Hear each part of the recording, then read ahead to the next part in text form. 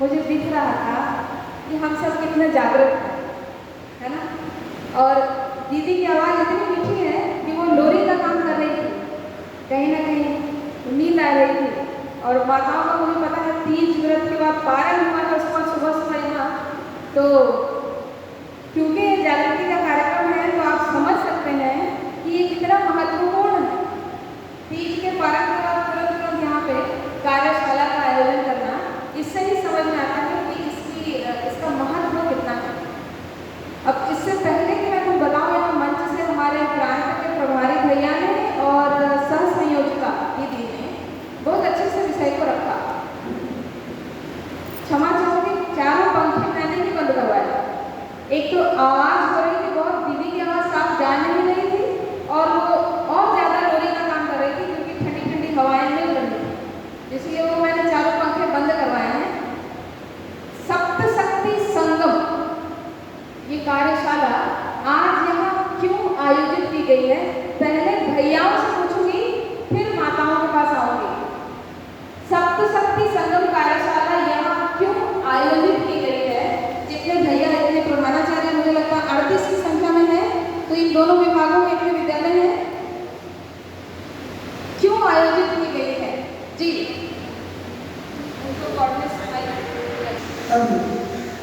सप्तशक्ति संगम कार्यशाला का आयोजन इसलिए हुआ है ताकि हम सभी प्रधानाचार्य अपने अपने विश्वविद्यालय अपने अपने विद्यालयों में इस कार्यक्रम का क्रियान्वयन ठीक उसी अनुरूप कैसे है जैसा विद्यार्थी हमसे अपेक्षा करते हैं, और जिस प्रकार से कार्यक्रम की रूपरेखा तय की गई है ठीक प्रकार से उसका अनुपालन हो सके। बिल्कुल सही उत्तर है। संगम कार्यशाला का उद्देश्य माताओं बहनों के अंदर जो छिपा हुआ बल है, जिससे समाज में और हमारे राष्ट्र में शक्ति प्रदान करेगी। माताओं और बहनों के अंदर जो बल है, माँ दुर्गा की शक्ति जो है उसको बाहर करने का समय है। तो अभी तक वो बाहर नहीं है, लेकिन और जागृति हो इसके। अच्छा, और ज्यादा बल को बाहर करने की आवश्यकता है। सब बाहों में लेके जाएंगे तो फिर भैयाओं का क्या होगा? माताओं का काम होगा और ज्यादा जागृत हो। तो क्या होगा यदि बल उनका सुसुप्त रहे, और क्या होगा यदि केंद्र में जो निर्धारित किया है मेरे विद्यालय में वैसे वैसे कार्यक्रम नहीं हुए, तो यदि क्या होने केंद्र से जो निर्धारित है बिल्कुल वैसा ही यदि मेरे विद्यालय में कार्यक्रम नहीं होते हैं, तो उससे क्या होगा? और माताओं के बल को यदि वो जागृत नहीं हुए, सुसुप्त रहे, सोए रहे, तो क्या होगा? ये प्रश्न है देश के लिए, समाज के लिए विचारणीय है। अनादिकाल से भारत की जो संस्कृति मातृशक्ति को पूजा जाता है। हम लोग पंक्तियां पढ़ते हैं, मातृ देवो भव, पितृ देवो भव। हमारी संस्कृति में पिता से भी माता को श्रेष्ठ स्थान दिया, क्योंकि मातृशक्ति जननी होती है। इस सारी सृष्टि की रचना करने में माताओं की महत्वपूर्ण भूमिका होती है। और हम लोग जानते हैं कि बालकों का प्रथम गुरु माता ही होती है। जैसी माता होगी वैसे ही उसके बच्चे भी। और देश में इसकी आवश्यकता है।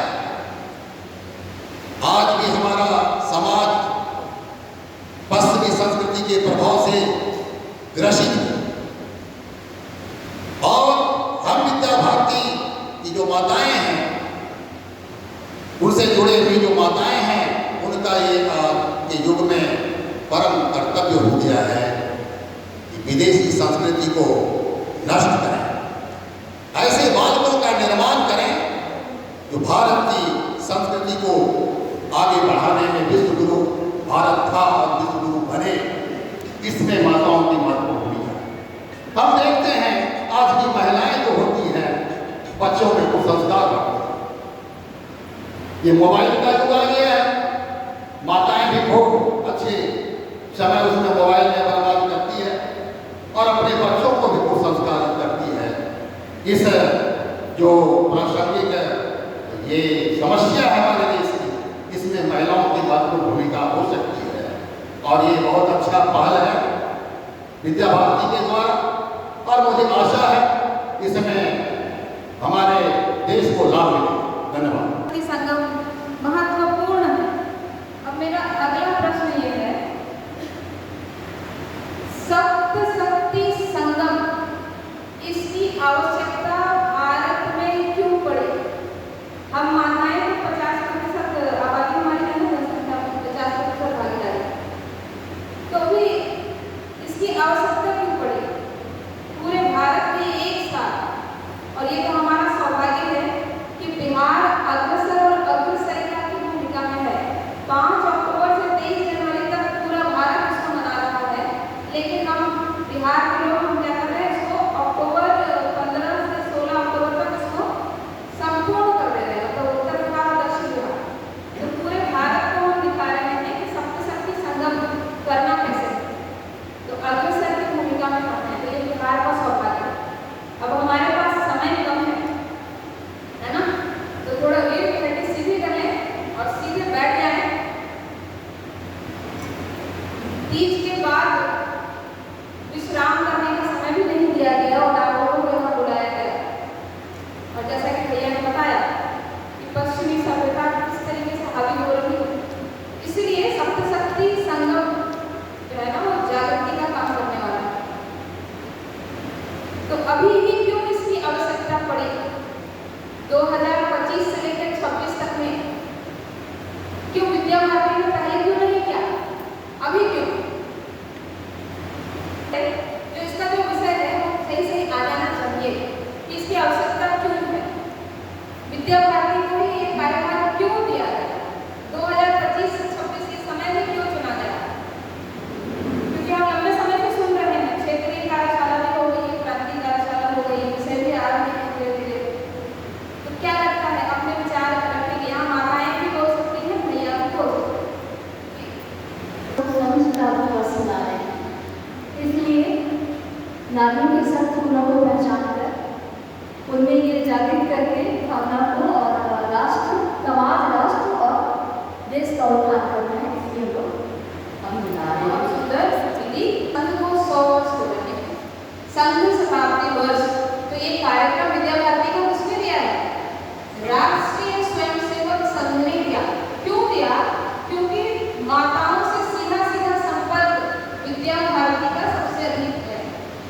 तो माताओं का जब ये विषय जाना है तो उसका माध्यम सही सही से विद्या भारती हो सकती है, तो इसीलिए हमें चुना गया। हम निमित्त मात्र हैं, यदि हम सही से कार्यक्रम नहीं करेंगे, केंद्र ने जैसा निर्धारित किया वैसे नहीं करेंगे तो भी कार्यक्रम तो होगा, लेकिन इतिहास हमें किस रूप से याद रखेगा? जब संघ ने जागृति का काम किया पूरे भारत में मातृशक्ति को जागृत करने के लिए, तो उसमें मेरे प्रधानाचार्य के रूप में, निरीक्षक के रूप में या किसी भी कार्यकर्ता के रूप में, संयोजिका के रूप में मेरी क्या भूमिका थी? क्या मैंने ईमानदारी से अपने दायित्वों का निर्वहन किया था? हम यहाँ पे महापर्व मनाते हैं। कौन सा पर्व हमारा महापर्व होता है बिहार में? छठ। तो छठ महापर्व में हमसे कोई त्रुटि होती है क्या? सोच भी सकते हैं क्या? असंभव। तो ये जो है ना सप्तशक्ति संगम, ये महायज्ञ है। तो इस महायज्ञ को कैसे इसका आह्वान करेंगे, कैसे देवी देवताओं को बुलाएंगे, कैसे विराजमान करेंगे सबको, ये पूरा नियम केंद्र से निर्धारित है। संघ ने बनाया है, विद्या भारती सहयोग कर रहा है, विद्या भारती अखिल भारतीय शिक्षा संस्थान, और जो निर्धारित किए गए कार्यक्रम ये अखिल भारतीय स्तर से राष्ट्रीय स्वयंसेवक संघ और विद्या भारती उन्होंने निर्धारित किया है। तो एक कार्यकर्ता के रूप में हमें ये मानना है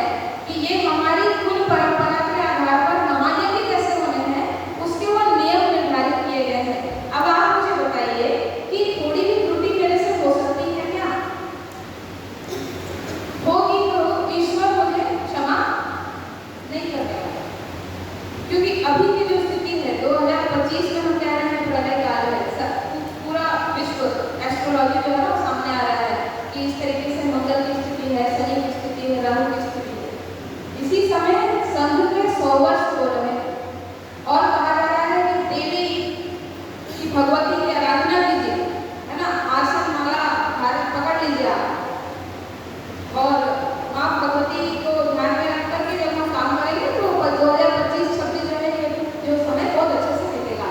तो संघ जो है ना हमसे 100 वर्ष आगे सोचता है। ये हम सभी, हम में से कितने भैया बहन यहाँ पे प्रशिक्षित है राष्ट्र सेविका समिति से या राष्ट्रीय स्वयंसेवक संघ से? का नाम खड़ा करके एक भी प्रशिक्षण हुआ हो या फिर बहुत अच्छा लगा दुनिया में। हम जानते हैं कि संघ 100 वर्ष आगे की सोचता है और दृष्टि रखता है। यहाँ तक कि जो कांवड़ यात्रा आज हम भगवा उसमें वेश में देखते हैं, पहली कांवड़ यात्रा भगवा वेश में नहीं हुई। और जो पुराने कार्यकर्ता वो जानते हैं कि राष्ट्रीय स्वयंसेवक संघ ने किस तरीके से इसको आगे बढ़ाया और आज पूरा भारत भगवा वस्त्र पहन के कांवड़ यात्रा करता है। या हम श्री राम मंदिर की बात करें, अयोध्या में आज जो श्री राम मंदिर स्थापित है, जो परिवार कार सेवकों का परिवार है वो जानता है संघर्ष को, उस परिवार ने संघर्ष को देखा है, इतने लघु बने हैं, इतने भैयाओं के, तब जाकर के वो आज श्री राम जी वहाँ पर विराजमान हुए। तो ये संघ की दृष्टि थी, कार सेवकों ने आगे आकर सेवा प्रदान की। जब भी देश में कोई विपत्ति होती है सबसे पहले संघ के स्वयंसेवक सामने आते हैं या सेविकाएं सामने आती हैं। कहा जाता है माँ भगवती को जब उनका आवाहन करते थे सभी देवता, जब सृष्टि पे असुरों का राज होने लगता था तो माँ भगवती को ही आराधना करके उनका आवाहन किया जाता था और उनकी सेना में 64 योगिनियां होती हैं, सामने जो है ध्वजा लेके हनुमान जी होते हैं। तो इन कार्यक्रमों में प्रभारी का काम वो हनुमान जी का काम है, ध्वजा लेके भगवान ध्वजा लेके सामने रहना, है ना। और 36 यक्षिणियां, 64 योगिनियां ये माँ भगवती के साथ चलती हैं, तब जाकर के शत्रुओं का, राक्षसों का संहार होता है। ये हमने पढ़ा भी है, दुर्गा सप्तशती में पढ़ा है। तो सप्तशक्ति संगम ये कहाँ से आया? मंच से दोनों प्रभारी ने और दीदी ने बताया। गीता के 10वें अध्याय के 34वें श्लोक में श्री हरि विष्णु जी अर्जुन से कहते हैं कि ये सातों शक्तियाँ मैं हूँ, नारी में ये सातों शक्तियाँ विद्यमान हैं और मैं हूँ। तो इन सातों शक्तियों को जागृत करने का विषय है। जैसे ही ये सातों शक्तियाँ जागृत होंगी हमारा जो देश है वो विश्व गुरु बनेगा। ये राष्ट्रीय स्वयंसेवक संघ की दृष्टि है। सरसंघ चालक जी बहुत बार बोल चुके हैं कि माताओं को आगे आना होगा, फिर भी महिला कार्यकर्ता भारत में जितनी मिलनी चाहिए वो नहीं मिल रही। इन कार्यक्रमों के माध्यम से 800 प्रशिक्षित वक्ता, प्रशिक्षण देने वाली ऐसे 800 वक्ता तैयार होंगे। 10,000 कार्यकर्ताओं की सूची मिलेगी। केंद्र के पास 10,000 महिला कार्यकर्ताओं की सूची होगी। तो भविष्य में जब भी मातृशक्ति की आवश्यकता पड़ेगी ये 10,000 माताएं क्या होंगी? तैयार होंगी राष्ट्र को नया रूप देने के लिए। भारतीय ज्ञान परंपरा की ओर पूरे विश्व का ध्यान आकृष्ट करने के लिए माताओं को जागृत करने की आवश्यकता है। इसलिए सप्तशक्ति संगम कार्यशाला ये प्रत्येक जिलों में हो रहा है। अभी ये तो हमारा सौभाग्य कि 2 विभाग का यहाँ हम कर रहे हैं, एक साथ बहुत से विद्यालयों में विषय चला जाएगा क्योंकि हम अग्रसर हैं, अग्रसरिका हैं, हमें जल्दी करना है इसको, इसलिए हम विभाग स्तर पर कर रहे हैं। अन्यथा दूसरे प्रांतों में क्या हो रहा है, जिला स्तरीय कार्यक्रम हो रहे हैं ताकि विषय सही सही जाए। तो इस कार्यक्रम में जितनी माताओं की सहभागिता होनी चाहिए उनकी भैयाओं की भी होनी चाहिए ताकि केंद्र में जो बातें निर्धारित की हैं वो सही सही हो और विद्यालय में हमारा कार्यक्रम 100% वैसा ही हो जैसा केंद्र चाहता है। यहाँ पे क्लियर हुआ सभी को? तो अब जो भाव लेके बैठे थे सप्तशक्ति संगम, इतनी मात्र सम्मेलन हमने किए थे, इतनी मात्र गोष्ठियाँ की है, ये भी हो जाएगा।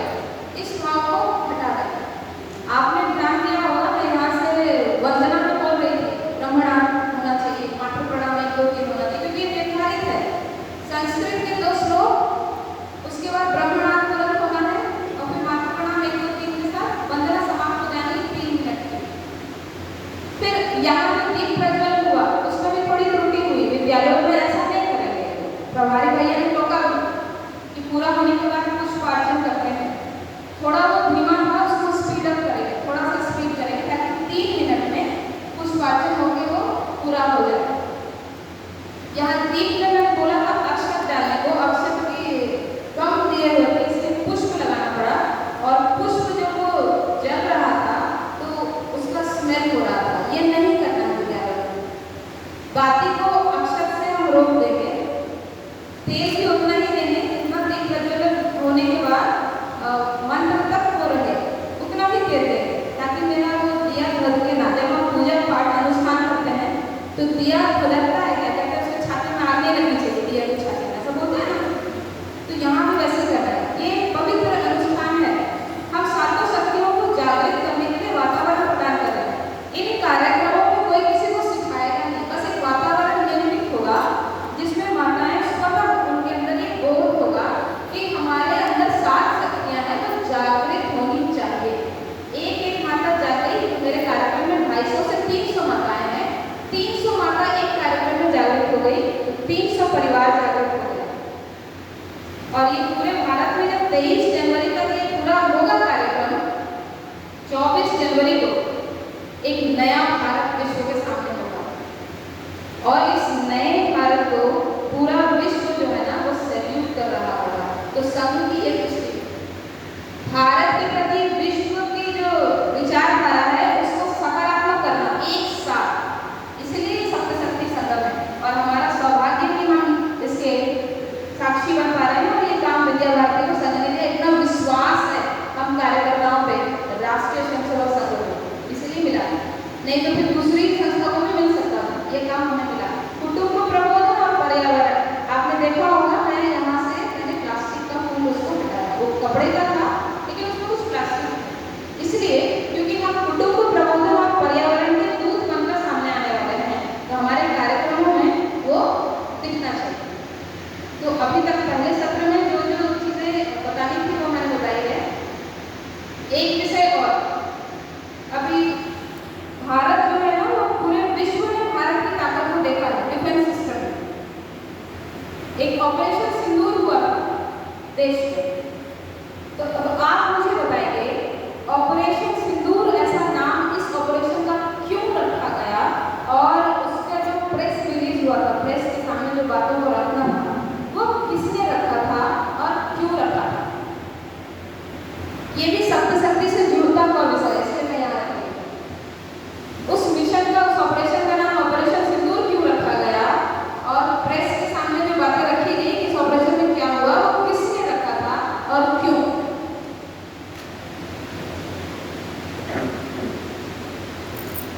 इसका उत्तर कोई भी दे सकते हैं, जिन्होंने उत्तर दे दिया वो नहीं देंगे, नया चेहरा कोई सामने आए।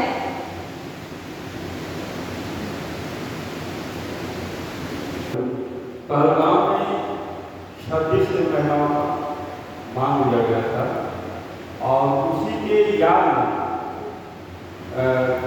मोदी जी ने सिंदूर कार्यक्रम चलाया और उसका बदला लिया गया। इसमें क्या किया गया था ऑपरेशन सिंदूर में? हमारी सेना ने क्या किया था? हमारी सेना में 2 महिलाएं थी, वो आगे बढ़कर का हिस्सा भी लिया उसने, और पाकिस्तान में जाकर आतंकवादियों को तहस-नहस किया। पाकिस्तान में जो आतंकवादियों ने ठिकाने थे उनको ध्वस्त कर दिया। तो आपको किसने रखा था ये बातों को, जो यहाँ के डिफेंस सिस्टम ने किया था?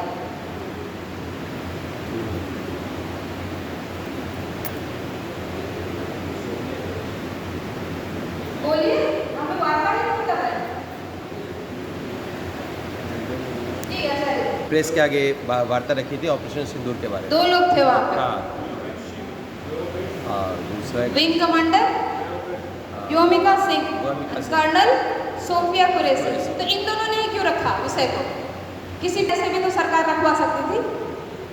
जी बहुत महिला शक्ति को आगे लाने के लिए। सिंदूर और फूल का रंग एक जैसा है, इसलिए जो है महिलाओं के द्वारा ही, सेना प्रमुख के द्वारा ये रखा गया। सिंदूर और खून का रंग एक जैसा, इसलिए सेना ऑपरेशन सिंदूर। महिलाओं के द्वारा जी रखा जी गया।